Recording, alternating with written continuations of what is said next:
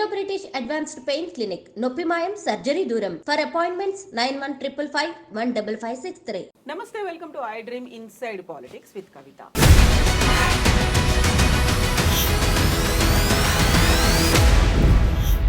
తెలంగాణ తల్లి అంటే ఒక భావన కాదు, 4 కోట్ల ప్రజల భావోద్వేగం అంటూ సీఎం రేవంత్ రెడ్డి ఈరోజు అసెంబ్లీలో ఉపన్యసించారు. ఎట్ ద సేమ్ టైం ప్రతి సంవత్సరం డిసెంబర్ 9న తెలంగాణ తల్లి అవతరణ వేడుకగా జరుపుకోవాలంటూ రాష్ట్ర ప్రభుత్వం ఒక జీవోను కూడా రిలీజ్ చేసింది. అయితే తెలంగాణ తల్లి సరికొత్త రూపురేఖలు విగ్రహం మీద ఎందుకంత వివాదం చెలరేగుతోంది. మనతో పాటుగా ఉన్నారు పొలిటికల్ అనలిస్ట్ వి ప్రకాష్ గారు. ప్రకాష్ గారు నమస్కారం అండి. ఇప్పుడు తెలంగాణ తల్లి విగ్రహ ఆవిష్కరణ అనగానే 10 ఏళ్ల పాటు కొనసాగి, అంటే తెలంగాణ ఉద్యమం అప్పటి నుంచి కూడా ఉన్నటువంటి విగ్రహాన్ని సరికొత్త విగ్రహాన్ని కంపేర్ చేస్తూ ఎందుకని అంతలా చర్చ కొనసాగుతోంది? అంటే ప్రజల మనసుల్లో ముద్రించబడ్డ భావనలు ఏవైతే ఉంటాయో వాటిని మార్చడము ప్రజలు ఇష్టపడరు. ఇప్పుడు ఉదాహరణకు ఒక చరిత్ర ఉంది మనకు. రేవంత్ రెడ్డి గారు అధికారంలోకి వచ్చినాక జయ జయ తెలంగాణను కీరవాణి గారితో గొప్పగా పాడించాడు. చాలా గొప్పగా పాడాడు కీరవాణి, ఆ మ్యూజిక్ కూడా బాగుంది. బట్ ప్రజలు రిసీవ్ చేసుకోలేదు. ఎందుకు రిసీవ్ చేసుకోలేకపోయారు అంటే ఉద్యమ కాలంలో నరనరన ఒక రిధం అనేది జీర్ణించకపోయింది.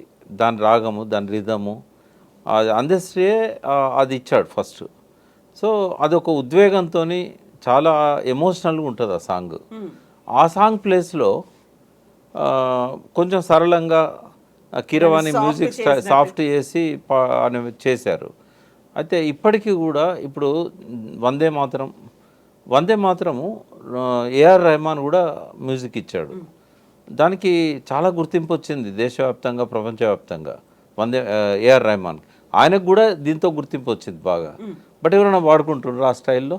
అంటే ఇప్పటికీ బంకిం చంద్ర చటర్జీ రాసి గానం చేసిన ఆ వందే మాతరం ఏదైతే స్టైల్ ఉందో అదే పాడుతున్నారు. అది పాడితేనే ఒక ఉద్వేగం వస్తుంది. జనగణమన ఉంది, జాతీయ గీతం. అది స్టైల్ మారిందా? మారలే కదా. వావిలాల గోపాలకృష్ణ గారు ఉన్నప్పుడు ఒకసారి అన్నాడు, ఇట్లా పిచ్చిగా ఇట్లా మార్చి చేయకూడదు. ఒక సినిమాలో కూడా వందే మాతర గీతం తరం మారుతున్నది, స్వరం మారుతున్నది, ఆ తరం మారుతున్నది, స్వరం మారుతున్నది అని వందే మాతరం శ్రీనివాస్ గారు ఏదో పాడినట్టున్నారు. సో ఇవి మార్చకూడదమ్మా. ఇవి చరిత్రలో ఉద్యమాలలో స్థిరపడ్డాయి, తరతరాల ప్రజల మనసుల్లో చెరగని ముద్ర వేసి ఒక జ్ఞాపకాలుగా మిగిలిపోయినవి. అవి వాటిని మారిస్తే అవి జీవోల రూపంలోనే ఉంటాయి తప్ప అవి ప్రజల నాలుకల మీద అవి రావు. అవి అట్లాగే ఏదైతే ఆ జాతీయ గీతానికి, అంటే మన తెలంగాణ జాతీయ గీతానికి ఏ పరిస్థితి అయితే వచ్చిందో రేపు ఈ తెలంగాణ తల్లికి కూడా అదే పరిస్థితి వస్తుంది. ఇప్పుడు ప్రజలు అక్కడ చాలా గ్రామాలలో కిరీటంతో ఉన్న పాత విగ్రహాలే ఉన్నాయి. దాదాపు సగం తెలంగాణ గ్రామాల్లో ఉంటాయి. అవి ఎవరు టీఆర్ఎస్ పెట్టిన విగ్రహాలు కాదు. చాలా వరకు ఎక్కడికక్కడ యూత్ డబ్బులు వేసుకొని, చందాలు వేసుకొని కట్టుకున్నాయి. అవి అందరికి అందుబాటులో ఉండాలని చెప్పి రేట్ ఫిక్స్ చేశారు అప్పుడు కేసీఆర్ గారు. పసనూరు దయాకర్ గారికే ఆర్డర్ ఇవ్వండి, 42,000 కంటే ఎక్కువ ఉండకూడదని దయాకర్కు చెప్పాడు. ఎందుకంటే ఇంట్లో నువ్వు లాభం చూడకు, నీ శ్రమ ఎంత ఉంటుందో అంత తీసుకో అని చెప్తే 42,000 ఫిక్స్ చేశారు అప్పుడు. అది ఆ 42,000 కొంతమంది ఎక్కువ హైట్ పెట్టాలని, మ్యాక్సిమం 1 lakh కంటే ఎక్కువ ఖర్చు పెట్టకండి వీటి మీద అని కూడా చెప్పాడు. చెప్పి అప్పుడు అట్లా అందరూ కార్యకర్తలు, టీఆర్ఎస్ కార్యకర్తలు, కింది స్థాయి గ్రామాల నుండే సర్పంచ్లు, ఇట్లాంటి వాళ్ళంతా చేసుకున్నారు. ఎక్కడ కూడా పార్టీ తరఫున అఫీషియల్గా రూపాయి ఇచ్చింది లేదు. మరి వాళ్ళ అంటే కేవలం టీఆర్ఎస్ కార్యకర్తలే కాక జేఏసీకి సంబంధించిన వాళ్ళు కూడా చాలా దిక్కులో పెట్టుకున్నారు. జేఏసీలో అన్ని సబ్బండ వర్గాలు ఉన్నాయి కాబట్టి వాటిని ఆ రూపాన్ని మార్చాలనడం వల్ల అది ప్రజల మనసుల్లో మళ్ళీ ముద్రించబడదు. అది ఇప్పుడు బయట పెట్టవచ్చు ఇట్లాంటి విగ్రహాలను, కానీ క్లాష్ వస్తుంది అక్కడ. ఆ విగ్రహం ఉంటుంది, ఈ విగ్రహం ఉంటుంది. ఎవరి విగ్రహానికి దండేస్తారు, ఎవరిని ఎక్కువగా, అంటే మనసులో ఒకసారి ఒక దేవతా రూపంగా తెలంగాణ తల్లి ఉన్న తర్వాత మళ్ళీ దీని దగ్గరికి పోయి వాళ్ళు చేస్తారా, ప్రే చేస్తారా, లేకుంటే నివాళులు అర్పిస్తారా, జయ జయ తెలంగాణ పాట ఇక్కడ పోయి పాడతారా? రెండవది ఏంటంటే తెలంగాణ తల్లి అని చెప్పడానికి ఇందాక అసెంబ్లీలో కూడా రేవంత్ రెడ్డి గారు ముఖ్యమంత్రి హోదాలో ప్రకటన చేసినప్పుడు నేను చూశాను. తెలంగాణ అస్తిత్వ ప్రతీక అన్నాడు. రేవంత్ రెడ్డి గారు నేను అడుగుతున్నా, అందులో తెలంగాణ అస్తిత్వ ప్రతీకగా ఏమున్నది? కింద నుంచి చూద్దాం మనం. కింద పిడికిళ్ళు ఉన్నాయి. పిడికిళ్ళు చాలా ఉద్యమాలలో ఉంటాయి. దాని సింబల్కు ఎక్కువ పాపులర్ చేసింది పీడిఎస్యు. బిగించిన పిడికిలి పీడిఎస్ చిహ్నము అని ఒక పెద్ద పాట ఉంది. అంటే ఆ పిడికిలి చిహ్నాన్ని వాళ్ళు పాపులర్ చేశారు. కమ్యూనిస్టులు పిడికిల్ని ఓన్ చేసుకుంటారు. తెలంగాణ వాదులు కూడా పిడికిలు ఎత్తారు. ఉద్యమానికి అది ఒక సంకేతం. అది భారతదేశంలో అన్ని రాష్ట్రాల్లో కూడా పిడికిలి అనేది ఉద్యమానికి సంకేతం. తెలంగాణ ప్రత్యేకత ఏమున్నది? బ్లూ కలర్లో పెట్టారు, కృష్ణా గోదావరి జిల్లాలో అని. అన్ని నదులు బ్లూ కలర్ ఉంటాయి. అన్ని రాష్ట్రాల్లో బ్లూ కలర్ని ప్రతీకగా వాడతారు. నీకు ఏం ప్రతీక ఏది? తర్వాత చీరే, పచ్చడి గ్రీన్ కలర్ చీర. ఎవరైనా సస్యశ్యామలంగా ఉండాలనుకుంటారు. సరే, అక్కడ పింక్ ఉండొచ్చు, రెడ్ ఉండొచ్చు, ఇప్పుడు గ్రీన్ పెట్టవచ్చు. అందులో ప్రత్యేకత ఏం లేదు. ఆ తెలంగాణ ప్రత్యేకత అసలే కాదు. జరీ అంచు కానీ ఇది కానీ. తర్వాత ఆమె చేతుల్లో ఉండాల్సినవి ఒకటేమో ఈ సజ్జలు కానీ, తర్వాత జొన్నలు కానీ, వరి కానీ, ఇవి అన్ని రాష్ట్రాల్లో పండుతాయి. మహారాష్ట్రలో ఇంకెక్కువ పండుతాయి మనకంటే. మరి దేని ప్రతీక అది? అంటే తెలంగాణకు ప్రత్యేకంగా ఏదన్నా ఉందా? కేవలం తెలంగాణ ప్రత్యేకత బతుకమ్మలో వచ్చేది. ఆ బతుకమ్మ తీసేశారు. ఎందుకు అంటే తల్లికి 2 చేతులే పెడతారు. ఒకటి వాళ్ళ పార్టీ గుర్తు ఇట్లా హస్తమని పెట్టారు. మీద భిన్నాభిప్రాయాలు ఉంటాయి. అంటే ఆశీర్వదించేటప్పుడు కూడా ఇట్లనే పెడతారు. ఆశీర్వదిస్తాను తల్లి అని అంటారు. ఇప్పుడు ఆ ఒక్క ప్లేస్లో కనుక బతుకమ్మను పెట్టి ఉంటే అట్లే, ఒక చేతిలో బతుకమ్మ, ఒక చేతిలో ఇవి, డెఫినెట్గా తెలంగాణ అస్తిత్వ ప్రతీకగా ఉండేది. కిరీటం లేకపోయినా కూడా పెద్దగా క్రిటిసైజ్ చేసేవాళ్ళు కాదు. బట్ ఆ బతుకమ్మను తీసేశారు. ఆ ఒంటి మీద ఉన్న నగలు లేటెస్ట్ నగలు అవి. కేసీఆర్ గారి మనసులో ఉన్న అప్పటి తెలంగాణ తల్లి విగ్రహానికి ఆయన పెట్టింది ఏంటంటే వెనకటి రోజులలో కంటెతో పాటు ఇది ఉంది కదా మన గొలుసు, అది లాంగ్ చైన్ పాత పద్ధతి అది. తర్వాత సరే కంటె మంచిదే, కంటె ఒక్క మన దగ్గరనే పెట్టుకుంటారా? ఏ గ్రామీణ ప్రాంతానికి పోయినా కూడా అది ప్రిమిటివ్ సమాజం నుంచి ఈ మోడర్న్ సమాజానికి మారుతున్న క్రమంలో అప్పుడు అందరికీ కంటెలే ఉండేది. దాన్ని ఇప్పుడు చోకర్గా మార్చుకున్నారు. అంటే ఈ చెవులకు దుద్దులు కానీ ఏది కానీ ఇది ప్రత్యేకంగా తెలంగాణలోనే ఉండే లక్షణం కాదు అనేది నేను చెప్పదలుచుకున్నా. అంటే తెలంగాణ అస్తిత్వ ప్రతీక అని చెప్పడానికి ఏ ఆధారం లేదాడ. అది ఏ రాష్ట్రంలో ఈ బొమ్మను పెడితే ఆ రాష్ట్రం తల్లి అయిపోతుంది ఆమె, అంతే కదా. తర్వాత ఒక తల్లి విగ్రహానికి ఉద్యమానికి పోయే విధంగా ఉన్న కొంగు నడుముకు చుట్టడం ఎందుకు? ఇప్పుడు కొంగు నడుముకు చుట్టమే చెల్లమ్మ కొడవళ్ళు చేపట్టవే అనే ఒక పాట ఉంది. ఈ కొంగు నడుముకి ఎందుకు చుట్టాలి? అంటే ఉద్యమానికి పోతుందా తెలంగాణ తల్లి? ఆల్రెడీ ఉద్యమ ప్రేరణగా నిలిచింది, ఉద్వేగంగా ఉన్న వాళ్ళకు ఒక ఆదర్శంగా, ఒక భావనగా నిలిచింది. ఆమెకు ఎందుకు కొంగు నడుము చుట్టాలి? సో మన ఇంట్లో ఉన్నటువంటి తల్లి చెల్లి లాగా మన పక్కింటి వాళ్ళు ఉన్నట్టుగా, ఎవరైతే పొలం పనులకు వెళ్తుంటారో వాళ్ళకు ఉన్నట్టుగా అలా కొంగు చుట్టినట్టుగా ఉంది అనేటువంటి. అంటే పొలాలలో పోయినప్పుడు గోసి పెట్టుకోవడము, నాటేసేటప్పుడు చీరే బురదలో ఉంటుందని చెప్పేసి పైకి మలిచి గోసి పెడతారు. మరి తెలంగాణ తల్లికి గోసి లేదు కదా. కొంగు నడుము చుట్టినప్పుడు గోసి ఉండాలి. అంటే ఇవన్నీ ఏమంటారంటే కోతిని చేయబోతే ఇంకేదో, అదే ఏదో చేయబోతే కోతి అయిందని అంటారు, హనుమంతుని చేయబోతే కోతి అయిందని అంటారు. అంటే కేసీఆర్ గారు హార్ష్గా కామెంట్ చేశారు, మూర్ఖపు ఆలోచన అని. సరే, అది ఆయనకు ఆ స్థాయిలో ఆయన అట్లా అనడం తప్పేం లేదు. బట్ నేనైతే ఒక ఉద్యమకారునిగా ఈ విగ్రహాన్ని నేను యాక్సెప్ట్ చేయనమ్మా. ఇది ఎప్పటికీ కూడా తెలంగాణ అస్తిత్వ ప్రతీకగా ప్రజల మనసుల్లో మిగలదు. రేపు అంటే కేసీఆర్ గారు ఒకవేళ ఆనాటి తెలంగాణ తల్లి రూపాన్ని అఫీషియల్గా జీవో రూపంలో విడుదల చేసి ఉంటే, జారీ చేసి ఉంటే ఇవాళ ఈ పరిస్థితి రాకపోయేది. ఎందుకంటే ఒక అధికారిక చిహ్నంగా ఒక్కసారి రిలీజ్ అయిన తర్వాత దాన్ని మార్చాలంటే కొన్ని ఇబ్బందులు ఉంటాయి, కోర్టులు కూడా రిస్క్లోకి వస్తాయి. రెండవది ఏంటంటే అంటే తెలంగాణ జాతీయ గీతాన్ని కూడా కేసీఆర్ గారు ఆ రోజే గుర్తించి ఉంటే అది కూడా బాగుండేది. అప్పుడు ఏమైందంటే కొంచెం అందశ్రీ గారు రాసిన పాట చాలా పెద్దగా ఉంటుంది, దాన్ని సింప్లిఫై చేశాడు కేసీఆర్. ఇది తప్పేం కాదు, ఎందుకంటే వందే మాత్రం గీతం కూడా ఆనందమఠం నవలలో బంకించంద్ర చటర్జీ చాలా పెద్దగా రాశాడు ఆయన. ఎక్కువ చరణాలతో ఉంది, ఎక్కువ సంస్కృతంలో ఉంటుంది.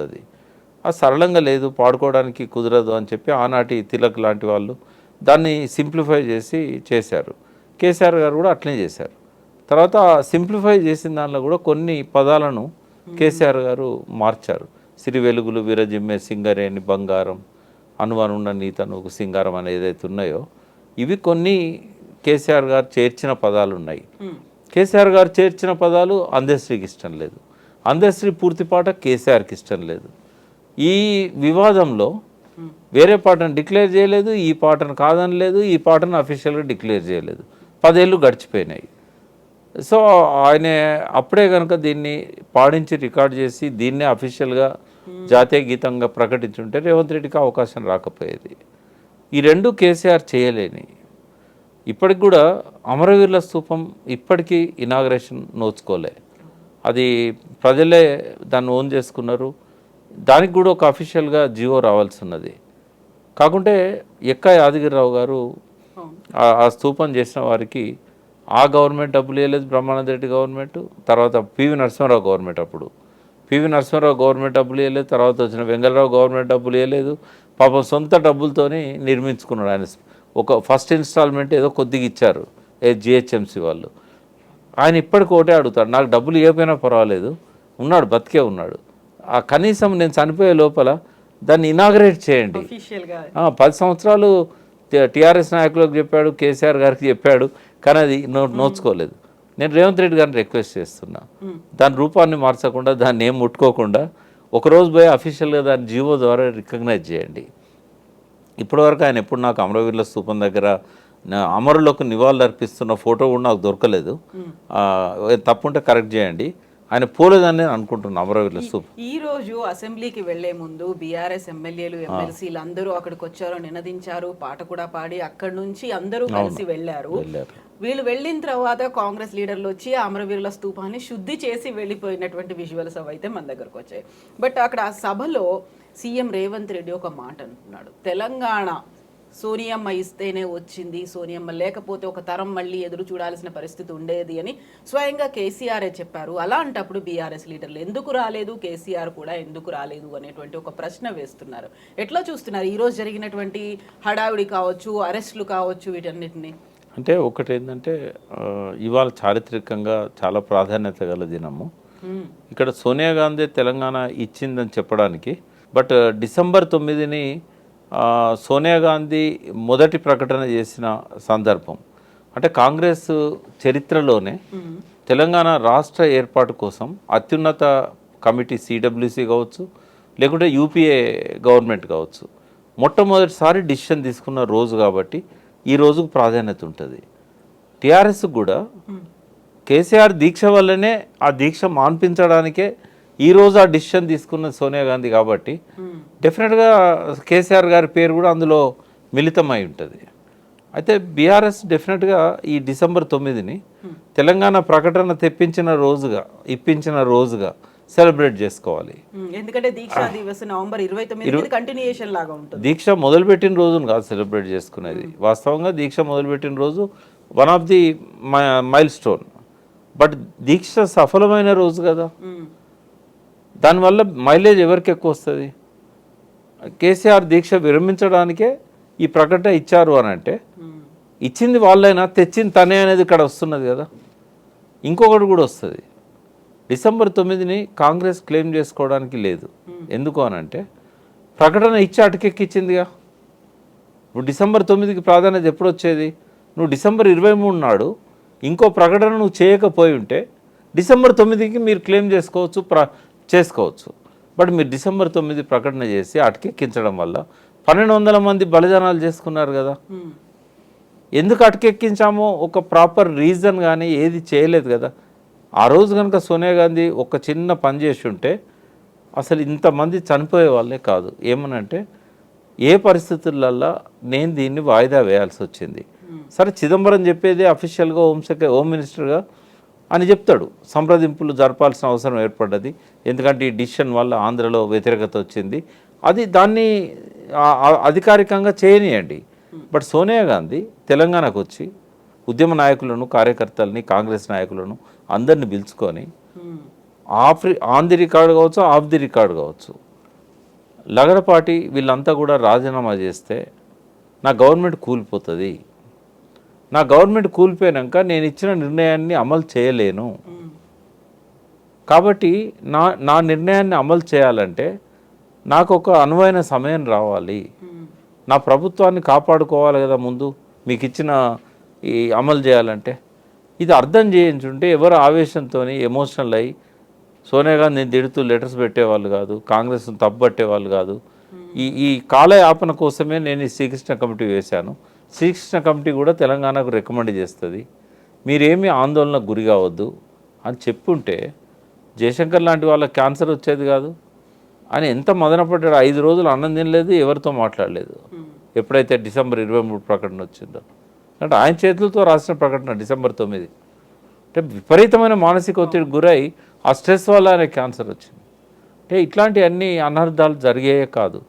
మరి ఈ తప్పు కూడా సోనియా గాంధీ మోయాలి కదా, 1200 మంది బలిదానాలకు తనే కారణం కదా. ఆ మాటకు వస్తే కాంగ్రెస్ క్రియేట్ చేయాలనుకుంటే 56 నుంచి ఇప్పటిదాకా కాంగ్రెస్ ఏం చేసింది అనేది కూడా చర్చనీయాంశం అవుతుంది. అందుకని తెలంగాణ ప్రజలు కూడా కేసీఆర్ని ఎందుకు ముఖ్యమంత్రిగా ఫస్ట్ టర్మ్ గెలిపించారంటే కాంగ్రెస్ వెనకాల చాలా చరిత్ర ఉంది, అదంతా తెలంగాణ వ్యతిరేక చరిత్ర కాబట్టే వాళ్ళు ఆ క్రెడిట్ ఆమెకి ఇవ్వలేదు, ఆ క్రెడిట్ కేసీఆర్కి ఇచ్చారు. అయితే ఇప్పుడు ఏంటంటే ఇవాళ ఈ పరిణామాలన్నీ కూడా కొన్ని అయితే నాకు నచ్చలేదమ్మా. నంబర్ 1 ఏంటంటే ఇటువంటి ఒక మంచి చారిత్రక దినం, మంచి అకేషన్, ఈరోజు టీషర్ట్స్ వేసుకొని వాటి మీద అదాని రేవంత్ రెడ్డి బొమ్మలు పెట్టుకొని పోవాల్సిన అవసరం లేకుండే. అది ఇష్యూయే. అదాని రేవంత్ రెడ్డి స్నేహం అనేది తెలంగాణకు మంచిది కాదనేది ఏదైతే ఎక్స్పోజ్ చేయాలనుకున్నారో బీఆర్ఎస్ 100% అది చేయాల్సిందే. కానీ ఈ అకేషన్ ఎంచుకోవడం అనేది కరెక్ట్ కాదు. ఉదాహరణ మార్నింగ్ సెషన్లో తెలంగాణ తల్లి గురించి భావోద్వేగాల విషయంలో గట్టిగా మాట్లాడి వారి అభిప్రాయాన్ని రికార్డ్ చేసి అవసరమైతే సభ నుంచి వాకౌట్ చేసి మళ్ళీ బయటకు వచ్చి లంచ్ తర్వాత మళ్ళీ రేవంత్ రెడ్డి అదాని బొమ్మలతో పోయి ఉంటే దానికో ప్రాధాన్యత ఉండేది. లేకపోతే వాళ్ళ మాటలకు రికార్డ్ అయితే ఇంకోటి ఏంటంటే ఈరోజే కాకుండా అసెంబ్లీ ఇంకా ఉంది కదా, రేపైనా పోవచ్చు కదా. అది అంటే నేను అనేది ఏంటంటే ఈ అకేషన్ను వాళ్ళు ఆ రకంగా మిస్యూజ్ చేసుకున్నారేమో అనేది నా భావన. బయట ఎంత మాట్లాడినా అది రికార్డు కాదు. రెండవది ఏంటంటే వాళ్ళు ప్రొటెస్ట్ చేయడము, వాళ్ళని లోపలికి రానియకపోవడము. అంటే ఒకటి ఏంటంటే నేను కూడా కనుక్కున్నా, నాకు తెలిసి అసెంబ్లీ ప్రోటోకాల్స్ అంటూ ఈ డ్రెస్ కోడ్ గురించి ఏం లేవు. బట్ ఒక సాంప్రదాయం ఏంటంటే ఏమన్నా పెట్టుకొని లోపలికి వచ్చినప్పుడు ఆబ్జెక్షన్ చేస్తారు. ఈ అదాని రేవంత్ రెడ్డి బొమ్మలు వేసుకో, ఒకవేళ నిజంగానే టీషర్ట్స్ మీద పోయి ఉంటే నాకు తెలిసి రూలింగ్స్ అయితే ఏమున్నట్లేవు, ఏది టీషర్ట్స్ మీద లోపలికి రావద్దు. ఎందుకంటే చాలాసార్లు చాలామంది ఎమ్మెల్యేలు టీషర్ట్స్ మీద లోపలి పోయారు. ఇదే క్వశ్చన్ బీఆర్ఎస్ కూడా అడుగుతుంది. ఈ రోజు రాహుల్ గాంధీ పార్లమెంట్ కి ఇలాగే అటెండ్ అయ్యారు కదా, ఆయన కూడా టీషర్ట్ వేసుకుని అదాని బొమ్మతోనే వచ్చినప్పుడు అంటే పార్లమెంట్లో కానీ అసెంబ్లీలో కానీ ప్రోటోకాల్స్ అయితే లేవు. బట్ స్పీకర్స్ ఎప్పుడైనా రూలింగ్ ఇచ్చుంటే అది డెఫినెట్గా అనివార్యత అవుతుంది. ఇప్పుడు రాహుల్ గాంధీని అక్కడ పార్లమెంట్లో అలౌ చేసినప్పుడు ఇక్కడ వీళ్ళని కూడా అలౌ చేయాలి. కాబట్టి అది గవర్నమెంట్ తప్పుడు నిర్ణయంగానే భావించాలి. వీళ్ళని లోపలికి రానియకపోవడం అనేది ఆక్షేపణీయం. వీళ్ళు కూడా ఈ సందర్భాన్ని ఉపయోగించుకోకపోయి ఉంటే ఇంకా బాగుండేది. ఎందుకంటే తెలంగాణ తల్లి మీద వాళ్ళ నిరసనను అసెంబ్లీ సాక్షిగా లోపల చేస్తుంటే చాలా మైలేజ్ వచ్చేది, తెలంగాణ ఉద్యమకారుల మనోభావాల మీద ఒక పాజిటివ్ ఎఫెక్ట్ ఉండేది.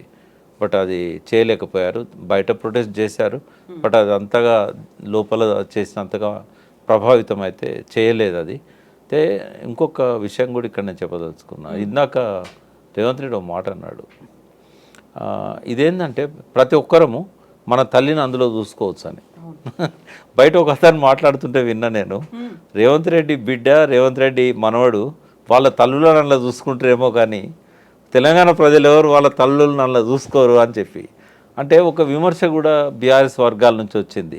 ఆ విగ్రహాలు రేవంత్ రెడ్డి డాటర్ లాగా ఉన్నాయి అనేది పక్కన ఫోటోలు కూడా పెట్టి ట్రోల్ చేశారు.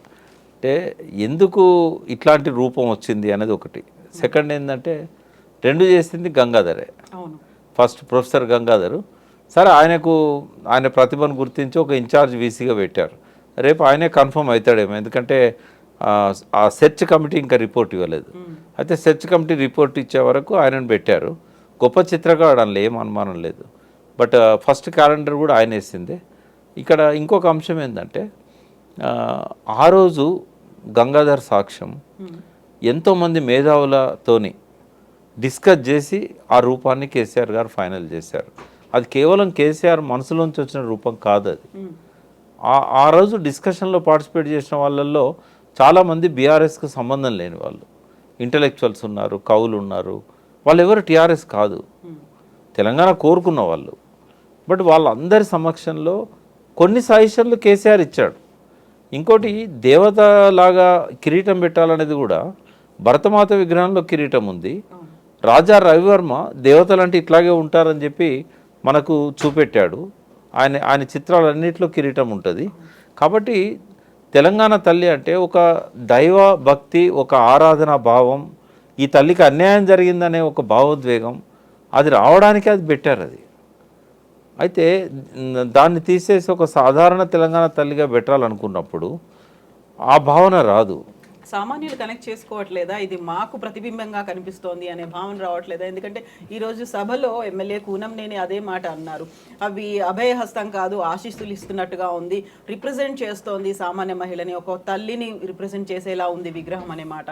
అంటే సాధారణ ప్రజలు ఏంటంటే దాన్ని రిసీవ్ చేసుకుంటారా లేదా అనే దానికంటే వాళ్ళ మనసుల్లో ఇప్పుడు కళ్ళు మూసుకుంటే గుర్తొచ్చేది పాత విగ్రహమే. ఒకవేళ వాళ్ళు కూడా ఓన్ చేసుకున్నటువంటి విగ్రహాన్ని అధికారిక అంటే స్వేచ్ఛ ఉంది ముఖ్యమంత్రి గారికి, రాష్ట్ర క్యాబినెట్కి 100% వాళ్ళు ఎటువంటి విగ్రహాన్ని అయినా వాళ్ళు ప్రకటించవచ్చు. కానీ గతంలో ప్రజల మనసుల్లో ఉన్నదాన్ని మార్చడం అంత ఈజీ కాదు. ఒకవేళ రేపు ఇది అంటే ఉన్న వాటిని అయితే తొలగించలేరు కదా. కాకుంటే కేటీఆర్ ఒక మాట అయితే అన్నారు, ఇప్పుడు మీరు రాహుల్ గాంధీ తండ్రి రాజీవ్ గాంధీ విగ్రహాన్ని అయితే అక్కడ పెడుతున్నారు, ఆ విగ్రహం కాదు మేము కోరుకుంది, మేము తెలంగాణ తల్లి విగ్రహం అనుకున్నాం, మేము వచ్చిన తర్వాత ఆ విగ్రహాన్ని తొలగించి ఖచ్చితంగా మేము అనుకున్న తెలంగాణ తల్లి విగ్రహాన్ని అక్కడ ఏర్పాటు చేస్తామని. మళ్ళీ బీఆర్ఎస్ ప్రభుత్వం వచ్చిన తర్వాత ఈ విగ్రహం పోతుంది, మళ్ళీ పాత విగ్రహమే వస్తుంది అనేటువంటి, ఏ ప్రభుత్వం వచ్చినా ఇలాంటి మార్పులు అనేవి ఉంటాయి. అంటే అది ఎమోషనల్గా కోపంతో అన్నాడు. ఒక విగ్రహాన్ని పెట్టిన తర్వాత తీసేయడం కరెక్ట్ కాదు. నేను అడిగాను కేసీఆర్ గారిని, కాసు బ్రహ్మానంద రెడ్డి విగ్రహం ఎందుకు ఉండాలి ఇక్కడ, తర్వాత ట్యాంక్ బండ్ మీద ఉన్న కొన్ని విగ్రహాలు మనకు అవసరమా, వాటిని జాగ్రత్తగా మనం బాక్స్లో పెట్టి డ్యామేజ్ కాకుండా అమరావతికి పంపిద్దాము, కొంచెం టైం తీసుకుందామని అన్నాడు. అంటే ఎంత టైం కావాలి అన్నాను. అంటే ఇక్కడ లా అండ్ ఆర్డర్ ఇష్యూస్ వస్తాయి, గవర్నర్ చేతిలో ఉంది, ఈ తెలంగాణ 10 ఏళ్ళు టర్మ్ అయిపోయిన తర్వాత నెక్స్ట్ మనం ఆ పని చేద్దామని అన్నాడు. అంటే మనస్ఫూర్తిగా అన్నాడు ఆయన, ఏదో నన్ను మరిపించడానికి అనలేదు ఆయన. ఈ 10 ఏళ్ళ టైం ఏదైతుందో ఉమ్మడి రాజధాని, సరే వాళ్ళు ఇక్కడ సెక్రటరియట్ లేపుకొని పోయినా కూడా సందర్భం వచ్చింది కాబట్టి చెప్తున్నా, సెక్రటేరియట్ వెంటనే తిరిగి కట్టాలనే ఆలోచన ఎందుకు వచ్చింది అనేది అంటే ఆయన చెప్పలేదు నాకు. నా మనసులో ఉన్న అభిప్రాయం ఏంటంటే, మళ్ళీ జగన్ వచ్చి ఎక్కడ ఆక్యుపై చేస్తాడు, చంద్రబాబు ఖాళీ చేసిపోయాడు జే బ్లాక్, జగన్ ఏమో ఇక్కడే ఉండి పరిపాలన చేయాలనుకున్నాడు. మళ్ళీ ఆఫీసు జే బ్లాక్ షిఫ్ట్ చేస్తే ఇంకా 10 ఏళ్ళ దాకా ఆయన ఇక్కడే తిష్ట వేస్తాడు. అది కూడా ఒక ఇంపార్టెంట్ థింగ్. కాకపోతే కేసీఆర్ ఎప్పుడు తను చేయాలనుకున్న దాన్ని సూటిగా చెప్పాడు, ఆయన వాస్తు మీదకి డైవర్ట్ చేశాడు. అది అట్లాగే సెక్రటేరియట్ కానీ ఏవైనా కూడా ఆయన ఈ 10 ఏళ్ల పాటు కాలపరిమితి ఉన్నది కాబట్టి ఆయన ఈ విగ్రహాలను పంపించలేదు. అయితే ఇక్కడ రాజీవ్ గాంధీ విగ్రహాన్ని కూడా తీయాల్సిన అవసరం లేదు. తెలంగాణ తల్లి కోసం పెట్టిన జాగాలో ఈయన రాజీవ్ గాంధీ విగ్రహాన్ని పెట్టినా కూడా రాజీవ్ గాంధీ విగ్రహాన్ని తీయకుండానే ఇంకొక అక్కడి దగ్గరలోనే ఇంకొక ప్లేస్ క్రియేట్ చేసి అక్కడ తెలంగాణ తల్లి పెట్టవచ్చు. అదేం పెద్ద కష్టమైన పని అయితే నేను అనుకోవడం లేదు. చాలా పెద్ద స్పేస్ ఉంది ఆడ. ఆల్రెడీ అమరవీరుల స్తూపం ముందు తెలంగాణ తల్లి బొమ్మ ఉన్నది, అది లేదని కాదు అది. మరి ఇప్పుడు రేవంత్ రెడ్డి అది కూడా మారుస్తాడా? అది తెలంగాణ తల్లి విగ్రహము బంగారు పూతతోని, ఒరిజినల్ బంగారు పూతతో ఉంది. ఏదో అమరవీరుల స్తూపం ఏదైతే అది కట్టిన్లో కొత్తగా దీని పక్కనే జ్యోతి అక్కడ దానికి ఎదురుగా ఉందిగా తెలంగాణ తల్లి విగ్రహం. అంటే మళ్ళీ కూడల్లో పెడితే మంచిదే, లోపల పెట్టే బదులు. ఒకవేళ కూడల్లో పెట్టాలనుకున్నప్పుడు ఇంకొక ప్లేస్ ఐలాండ్ క్రియేట్ చేయవచ్చు ఆడ. ఐలాండ్లో పెట్టుకోవచ్చు, ఇబ్బంది ఏం లేదు. ఇప్పుడు కొంచెం పైకి వచ్చాక ఇప్పుడు సెక్రటరియట్ ముందు నుంచి మనం స్ట్రేట్ పోతున్నప్పుడు ఇమ్మీడియట్ లెఫ్ట్ తిరిగి అక్కడ ఫస్ట్ లెఫ్ట్ ఆడ కూడా ఒక ఐలాండ్ క్రియేట్ చేయొచ్చు. ఇంకా ఐలాండ్స్ ఎన్నైనా క్రియేట్ చేసుకోవచ్చు, ఎక్కడైనా పెట్టుకోవచ్చు. పాత విగ్రహాలను తొలగించాలనుకున్నప్పుడు అతను ప్రజలకు ఆమోదం కాని వ్యక్తి అయితే తొలగించవచ్చు. రాజీవ్ గాంధీ ప్రజలకు ఆమోదం కాని వ్యక్తి కాదు. ఆయన సాక్రిఫైస్ చేశాడు దేశం కోసం. ఎప్పుడో ఆయన మంచి విజనరీ కూడా. రాజీవ్ గాంధీ చనిపోకపోయి ఉంటే దేశం ఇంత దరిద్రంగా దౌర్భాగ్యంగా తయారయ్యేదే కాదు. కాబట్టి ఆయన విగ్రహాన్ని తొలగించాలనేది ఒక ఎమోషనల్ భావోద్వేగాలను మళ్ళీ లేపడానికి ఇదవుతుంది. 5 ఏళ్ళు ఇప్పుడు కాంగ్రెస్ పరిపాలన తర్వాత కాంగ్రెస్ క్యాడర్ కూడా బాగా పెరుగుతారు, కాంగ్రెస్ ప్రజాప్రతినిధులు కూడా బాగా పెరుగుతారు. వాళ్ళ మనోభావాలను ఎందుకు గాయపరచాలి? అటువంటి మాటలు కూడా అనాల్సిన అవసరం లేదు ఇప్పుడు. కాబట్టి సంయమనం పాటించాలి అపోజిషన్ లీడర్స్ కూడా. ఎస్ అండి, thank you so much Prakash garu. Thank you.